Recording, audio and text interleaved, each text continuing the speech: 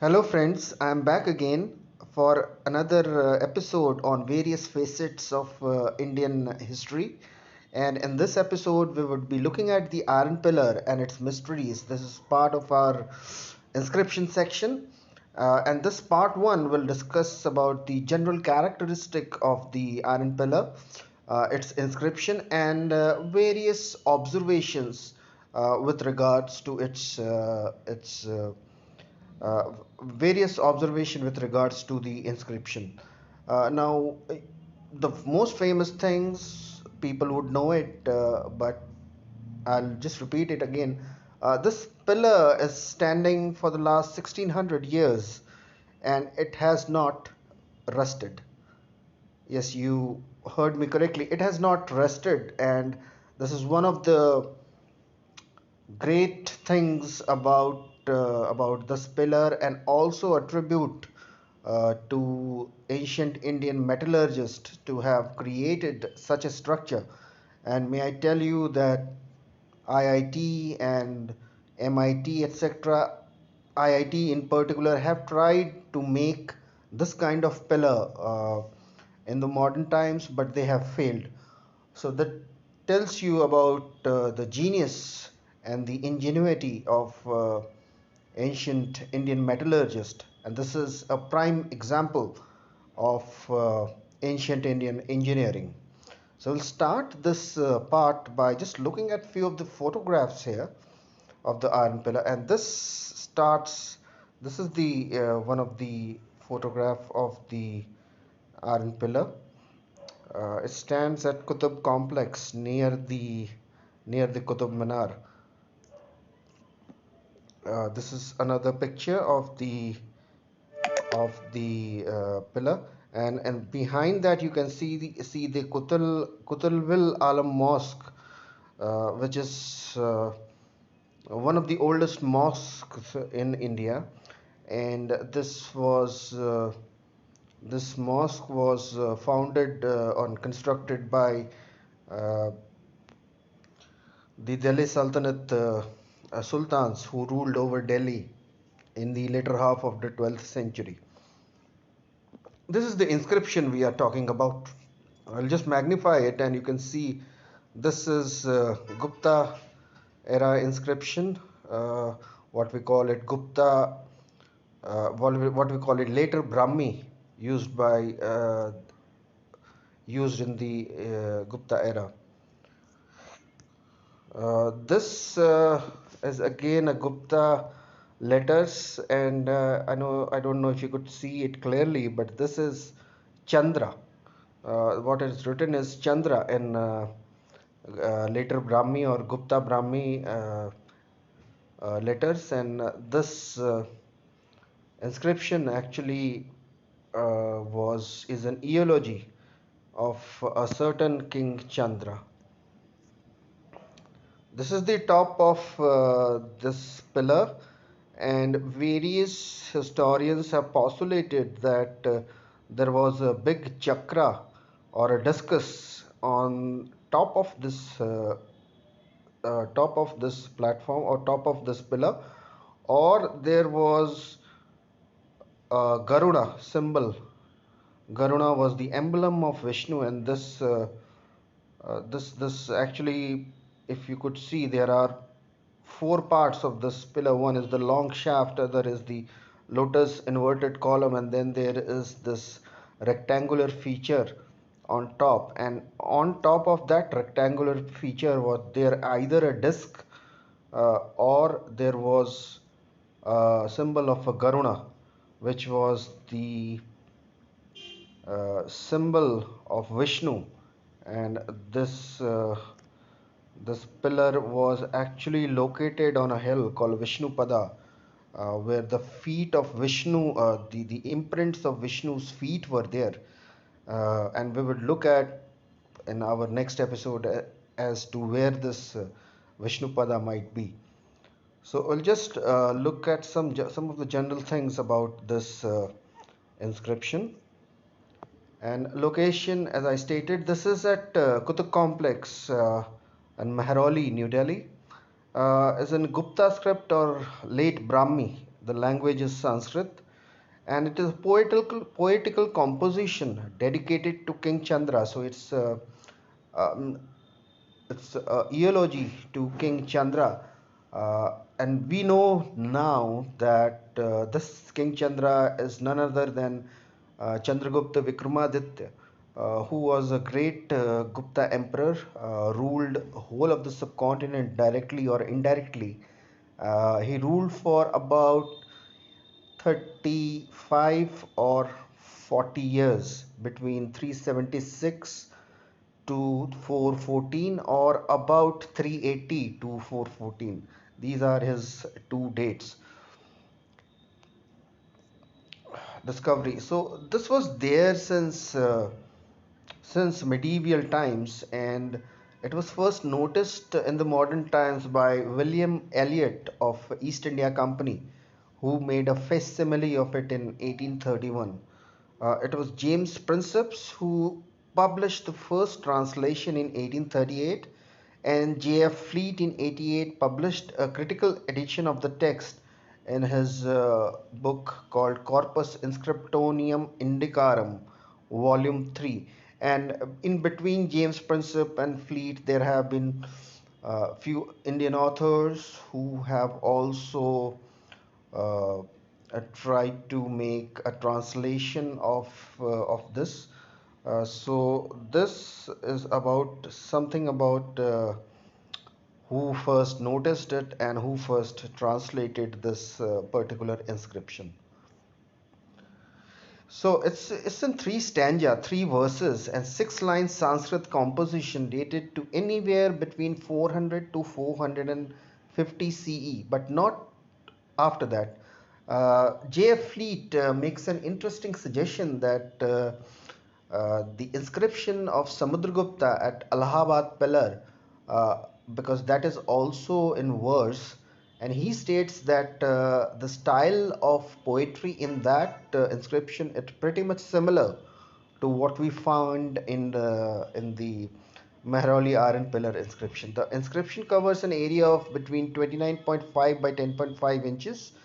It weighs about 5,800 kilograms and is thought to be made at Udaigiri in MP. So in Udaigiri, MP, this is supposed to have been made, this particular structure, and it is made of wrought iron, and the height from its base is about 7.21 meters. That's equivalent to about what Ashokan pillars normally have, and its lower diameter is 420 mm, and its upper diameter is about 306 mm, which is about 12 inches. The most interesting part as to why the structure has not rusted in spite of being of made of wrought iron. The thing is that the pillar has a high resistance to corrosion because of an even layer of crystalline iron hydrogen phosphate hydrate forming on the high phosphorus content iron, which serves to protect it from the high temperatures. And friends, there are only two examples of such structures in the whole of India. So one is this iron pillar, which has inscriptions on it. We know who has written it and what the content is. There is another iron pillar which is at Dhar in Madhya Pradesh. Now there are no inscriptions on that pillar, but it is supposed to have been constructed by the great Raja Bhoj of central of Dhar, who was a great king in the 11th century and created an empire mostly centered at Dhar, Ujjaini, and his empire uh, was composed of parts of Rajasthan, whole of MP, Gujarat, and parts of Maharashtra as well. So these are only two examples of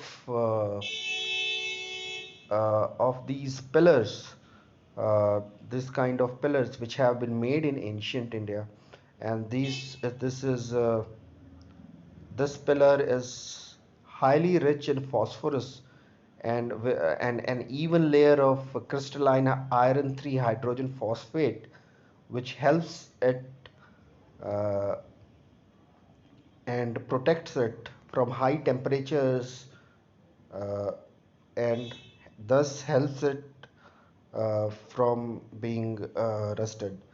So this is something about this great pillar. Now we come to the inscription, and I have tried to put in the Sanskrit verse and a translation on that. So we'll start with the first verse. यस्या ओदवर्ताः प्रतिम मुरुसाः शत्रुन् समेत्यागतान् वांगिर्श्वाः वर्तनशोभिलखिताः खड्गेन कीर्तिर्भुजे. He on whose arm fame was inscribed by the sword, when in battle in the Vanga countries, that is Bengal, he kneaded and turned back with his breast the enemies who, uniting together, came against him. We would look at each of this observation verse wise just a little bit later after we finish this three verses. So this is the first one where the king is has actually gone to Bengal and has defeated his enemies by pushing them back, and has got an injury perhaps in his arm. That is why, which is like his fame. So this is what the verse 1 tells. Continuing with the verse 1, तीर्थवा सप्तमुखानि yen समरेन सिन्धोरजिताः वाहलिकास्य पयेत् पियादिवस्यते जलनिधिर विपर्यनालिर्दक्षिणाः. He by whom, having crossed in warfare the seven mouths of the river Sindhu, the Vahalikas were conquered. He by the breezes of whose prowess the southern ocean is still even perfumed. So this line tells about the invasion or the prowess of this king who crossed the seven mouths of Sindhu river, Indus river, and conquered Vahalika. Vahalika is modern day Balkh in Afghanistan, and his kirti or his fame is such that even the southern oceans or southern regions know this king by name. Now, verse 2. He, the remnant of the great zeal of whose energy, which utterly destroyed his enemies, like the remnant of the great glowing heat of a burned out fire in a great forest. So the king is here being equated to his energy, his being equated to a great fire which destroys his enemies who were all who were actually there in a great forest, but the energy of this king was such that it destroyed all his enemies who were there in this great forest. So this is like what we call as an upama or an example of the prowess of this great king. Continuing with the second verse, he the king, as if weird, has quit this earth and has gone to the other world, moving in his bodily to the land of paradise won by the merit of his actions, but remaining on this earth by the memory of his fame. So this line states that the king has left the earth.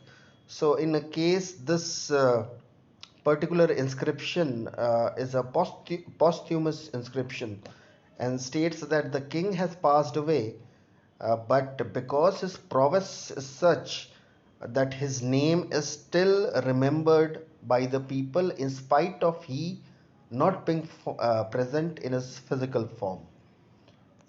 Now we'll look at verse 3.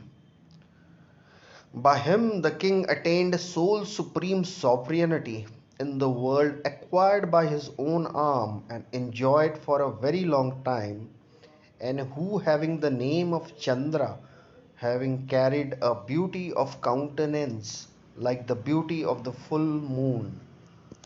So here the king name is mentioned who has been described is none other than King Chandra. We know this is Chandragupta Vikramaditya, but his name has been uh, there in this inscription. And friends, uh, past 150 odd years, there has been lot of discussions among historians as to who this King Chandra described in this inscription is.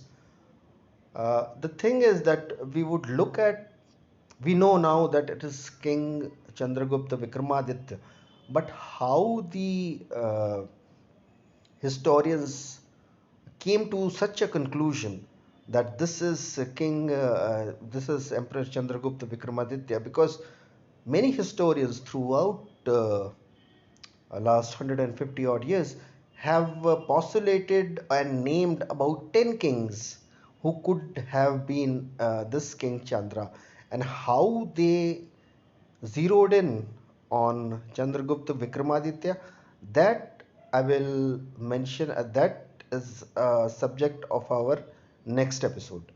So here we have the name of the king, and this is the last one. Having in my faith fixed his mind upon the god Vishnu, this lofty standard of the divine Vishnu was set up on the hill called Vishnupada.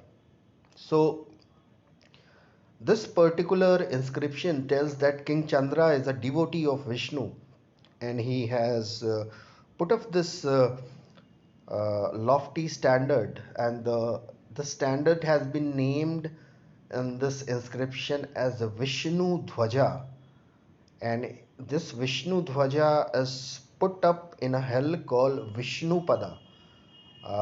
Vishnupada is a hill uh, which had the imprints of God Vishnu, and it must have been a great pilgrimage site in ancient times, and hence this lofty pillar was put up there in memory of this king and to honor God Vishnu. So this is what the whole inscriptions talks about. Now would like to have some observations on this. So the first observation is that there was an invasion of Bengal which the king turned back with his breasts and got an injury on his arms, which was like a fame to him. Varti no shobhal kitah khadgeen kirtir bhuje. So the first one tells you that his enemies had combined, and hence when enemies combine and the king went forth to battle against them, he pushed them out with his breasts. Now, if someone comes, uh, combine some enemies of yours combine together and come up, invade your area, only then you are pushing them back. Otherwise, you are not pushing them back. If there is a rebellion, then the words would have been different. But here it is clearly stated that he pushed them back with his breast, with his chest, and got an injury on his arms. Khadgain Kirtir Bhuje, and this injury was like fame to him. This was a mark of his prowess, that he had pushed back the enemies. Now, perhaps, and I'm making my own thing here, perhaps there was some kind of an invasion of Bengal from the east, Uh, Now, where it could be, that is very difficult to answer. In Gupta times, the empire stretched the whole of Assam, and then you had whole of Bengal, but nothing further east. So if the king turned back someone, pushed him out, then those enemies might have come, invaded his territories. So it is quite probable that there was an invasion of unknown tribes, unknown kingdoms who had crossed over from the east and invaded Wanga or Bengal. The second point is here that the king crossed the seven mouths of Indus River and conquered Vahalika. Vahalikas is bulk. So, verse 1 again states, Tirthva sapta mukhani yen samare sindhor jitah Vahalikaah. So, this king Chandra or Chandragupta Vikramaditya, he crossed the seven mouths of Indus. Now we have those seven mouths of Indus. If we take Indus as well, then there would be six. But if we don't take Indus, then there are five tributaries of Indus, plus there is the Kabul River and there is Oxus River. So the king crossed all these rivers to conquer a region called Vahalika or Balk. Now we have got ample proof in Raghuvamsa, which was composed by the great poet Kalidas. And Kalidas here talks about King Raghu's invasion or conquering his areas of Vahalika, which was near Vamsu river. Vamsu is Oxus, and Kalidas also describes walnut trees growing in the region. He also states that uh, when the Huns, he talks about the Hunas and Malechas, which are Huns, and Kalidas states that these when this leader of Huns die, uh, the women don't cry, but the warriors of that society, they they injure themselves with swords or scratch themselves with their big nails, fingernails, and that blood they smear on the body of their dead king. So this thing Kalidas uh, mentions in Raghuvamsam. So in a way, King Chandra or Chandragupta Vikramaditya crossed these seven mouths of Indus and conquered Vahalikas or Balk. Now, friends, no Indian king till date, including the Mughals, including British Raj, including Delhi Sultanate, even the Mauryans didn't go that far. Only this king, King Chandragupta Vikramaditya, he conquered that area of Balk. Uh, but like his father, Samudragupta, now I would like to tell you something about Samudragupta, and we have discussed it in our biographies section on Samudragupta. We have spoken about Samudragupta's invasion of South India, but he conquered that area, but he did not govern that area directly. He governed that area indirectly. And in the similar way, his son Chandragupta Vikramaditya conquered areas up to Balk till the Oxus River, but he did not rule it directly. He ruled those area. He and his successors ruled that area indirectly. So that is how this thing about Gupta Empire is, and which is very, very strange in the sense because Gupta area of direct administration under their emperors was far less than their indirect control. So their direct control would be somewhere from Indus to Assam and whole of the central India, whole of the west till Sindh, and parts of Konkan and Maharashtra. But further down, they conquered the area, but they did not rule it themselves. And similar to the areas which Chandragupta Vikramaditya or Chandra conquered, he conquered area up to Balkh, crossing the seven mouths of Indus, but he did not control that area indirectly. And similar the case with his successors like Kumar Gupta and Skandagupta. So now the third point is that his kirti or fame is known till the southern seas. Jalanidhar Vyavyar Nilar Dakshinah. So because the king with his might and his prowess has conquered such a vast area that his name is known till southern kingdoms. It will prove that he did not conquer the southern kingdoms because his father had already done it, but his name still reverberate in the till the southern seas. That the king has ruled for a long time and has gone to heaven. In verse 2, I had told you that this king has ruled for a long time. So it's about either 38 years, or it's about 35 years, or it's about 36 years. In Raghuvamsa, Kalidas describes the